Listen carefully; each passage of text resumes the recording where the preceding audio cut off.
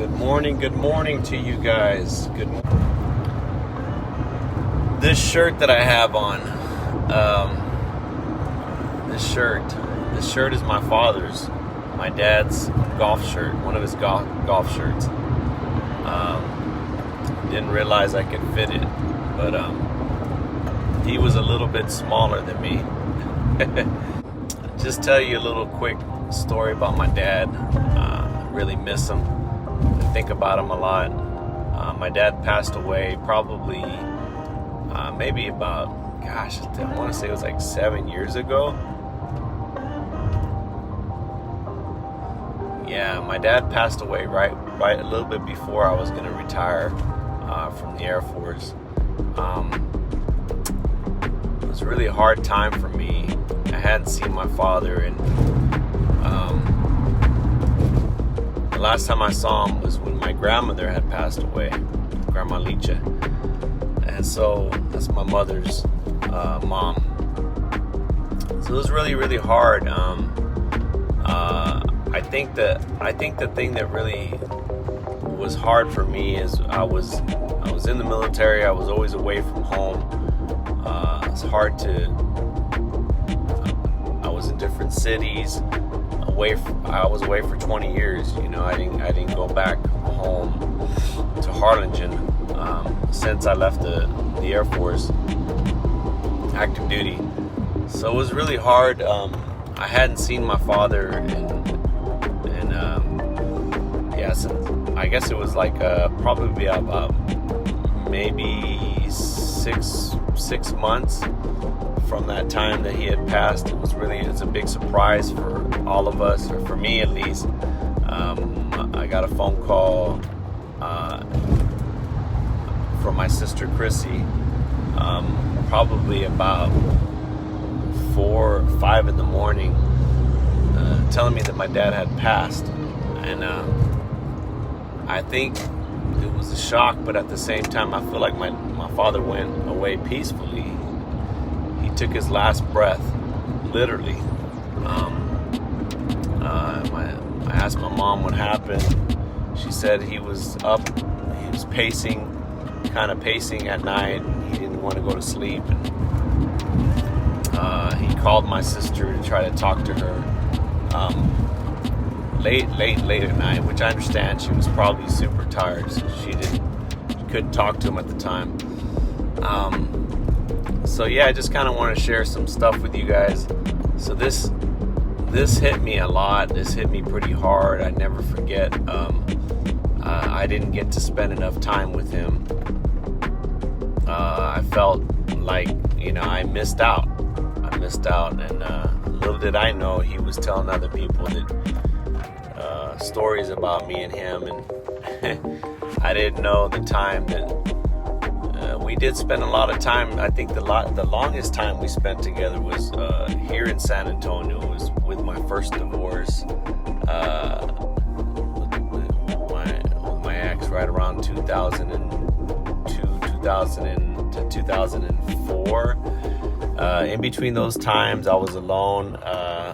Here, I was stationed at Randolph Air Force Base, and I spent a lot of time with my father. He came to visit me. We played golf. We just honestly, it was probably the most time I ever spent time with him alone without my kids. But I also had my kids too, because I'd pick them up from my exes, and I'd take him with me. We'd go to the park and just spend time. I never realized that he remembered those moments, but apparently he was talking to my family about those times. Anyways, I talk about this all because I want to just share with you guys for probably about 4 years after he had passed. I want to say I was mourning. I was not the same person. I gave up on trying to do things excellent at my job. I was torn. This tore me up that my father had passed away, and he didn't get to see me retire and stuff like that. It was really tough for me. It was a really tough time. I think out of all the things, my dad used to always say, I want to see you retire. You know, I want to be there for your retirement. And he wasn't able to be there. I retired, I think, 2 years after my father passed away, or maybe a year and a half. I can't remember. So, yeah, it was pretty tough. It was a pretty rough time in my life. I don't even know why I'm talking to you guys about this. I guess I felt like it was something the Lord wanted me to talk to you guys about. Probably about 4 years after that, I had already moved here to San Antonio, retired, got out of the Air Force, had my retirement ceremony, moved over here, and like day 2 that we moved here to San Antonio, I didn't have a job. I didn't have nothing lined up. But day 2, I got a job here at Southwest Research Institute. It wasn't that easy. I had to go through 3 interviews. First was HR, then was my boss that I was going to get hired from, and then his boss, which was the department head. I'd never been to 3 interviews. I was like, I didn't even know that existed. So it was pretty interesting. I honestly didn't feel like I got the job because I had the wrong resume. And anyways, so here I am. Fast forward, working here, and I still was mourning. It was a tough time. I just held myself. Probably like many of you guys, I didn't really talk about it. I just, at night I would cry, and during the daytime it really was, it impacted me, like it hurt me, you know. I was not the same person. I didn't want to, it was hard for me. I was still a family man, still trying to provide for my family and stuff, but deep down inside, it's never the same without your father in your life. Me and my dad, like I said, we spent a lot of time when after I separated from my ex back in 2002, and I had just given my life to Christ back in 2002 too. So probably the day that I had separated, I remember something like that. I was already trying to draw closer to the Lord. I wanted to change some things. I didn't want to be the same person I was. So anyways, I remember driving in the highway, and I was going home from work, and I had this thought of my father again. I've done this before, and I started crying because I really missed him. I wanted to talk to him about how things were going on at work, and just talk to him, you know. And I used to talk to him when I remember I would talk to him about how things were going on at work at, you know, with the military and things that were happening. My dad was in the Navy. He had served in the Navy for 4 years, I think, a little bit after Vietnam. So he really liked to hear my war stories and stuff that was going on in the military. So he enjoyed that. He liked that, and he liked me talking about stuff like that. So I really wanted to talk to him about work, you know, hear things that I'm doing, how God's blessed me, and just different things, you know. I wanted to talk to him. And I started crying, and I just cried. I couldn't stop crying. I kept crying. I was driving, crying, and I just felt this overwhelming, I can't explain it. I guess if you want to say, I felt like his presence. I felt like my dad was there, and I felt like it was God, you know, God really saying everything's okay, son. But I felt like it was my dad, and I felt like my dad, I just felt this overwhelming peace. I can't explain it. And it was just like a warmth. It felt like the Holy Spirit, basically. Like after I pray for you guys, sometimes feel this heat, and they need to feel the tingling. I felt like God's presence, it was an out-of-body experience. But I'm in the car and I'm driving, so I can't be out of the body. I'm there physically. Excuse me, I'm here at work.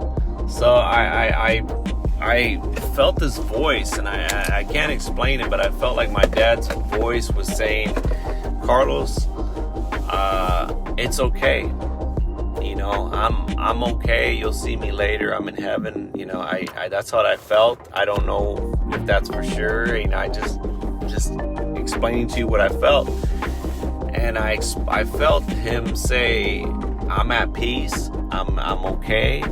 and I'll see you when you come up here with me later, you know. And I just felt this peace. I can't explain it. But after that, I just felt this peace. I felt this security to not miss him anymore. It's not to not miss him, but just not to cry or mourn for him anymore. I can't explain. Everyone has their own mourning process, so I'm not going to tell you that this works for everybody or this is going to happen to you or anything like that. I'm just telling you this would happen to me. And so, I stopped crying at that moment, and I still was driving, but I just felt like my dad was there, like, I guess as an angel. I don't know. It was weird. I felt like he was sitting right next to me. He was like, it's okay. Like, my dad used to do this. He used to put his hand every time he wanted to tell me something that, or love on me. He would put his hand on my back and just kind of like give me a little short hug and just say, it's okay, you know. And I just felt this peace, and I could just feel him tell me just to continue to do what I'm doing for God, you know. And I don't understand it. I can't comprehend it.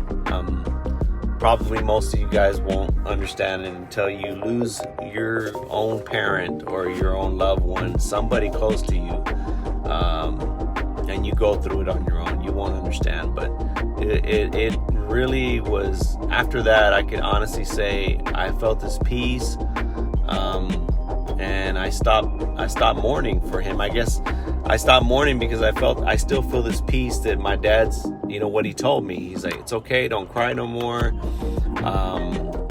And it was like he gave the baton. It is weird. It's kind of weird, but I felt him say, Carlos, Father God is your father now. I want you to follow him and pay attention to everything he tells you. And listen to his instruction. Not in those words, but I just felt him saying, just follow God, just trust him. You know, he's gonna lead you in the right direction. That's how I felt. And so I wanted to share this with you because I don't know, I feel like somebody out there needs to hear this. Somebody out there, I don't know who, but so yeah, that was my mourning process for my father. It's still, you know, some days that I miss, you know, of course, every Father's Day, I miss him. It's not the same without my dad. It'll never be the same without one of your parents, just so you know that. But I've learned to move on, and I've learned to be at peace with him, and I think that's the important thing. Everyone's different. Again, everyone's mourning process is different. I never hurt so much for anybody. I lost some people in combat. We lost some people in combat when I was in the military. But it's not the same when it's your own family member. And I'm not saying they're not important, because everyone's important. Every soul, every person is important. It's just it hits a lot harder because all those memories and things that you remember about them, their little character, the things that they do, the jokes they make, the silly things that they say. You can't forget those things. And anyway, so yeah. So I'm done, man. I don't even know why I talked about this. It just, the only thing I can think of is because this morning I don't wear this shirt too often, but this is my dad's shirt, and I was thinking about him, and he loved to play golf. He used to play a lot of golf at Tony Butler at the golf course there in Harlingen. He knew everybody there. He loved golf, and I remember he used to take me, and I'd go putt with him, and we just go practice, and we go hit the ball. Sometimes I go play 9 holes with them. Sometimes I play 18 with him and his friends from Worley. A lot of you guys are not from Rio Grande Valley, don't even know what Harlingen is. Most people know where Brownsville is because it's on the map. It's way down, but so Harlingen is right close to Brownsville. If you know anything about Texas, right by the border. So that's where I grew up, yeah. And I had a lot of friends from Harlingen, San Benito, Brownsville, Browntown, we used to call it, Tamalotec. Got a lot of friends from, I went to magnet school, to Med High, there in Mercedes, Texas. So I had a lot of friends from everywhere, all over the Rio Grande Valley, McAllen, Edinburgh, Var, San Juan, Alamo, Mercedes, Weslaco, Far, yeah, I said that one already. So anyways, yeah, I just wanted to share that with you guys. I pray that you guys are blessed. Don't fall asleep with my story, and post some comments. Let me know how you feel. Let me know if you felt the same way with maybe one of your parents or somebody, a loved one that you maybe have felt the same way and you experienced the same thing or something similar. God bless you guys. Have a beautiful day.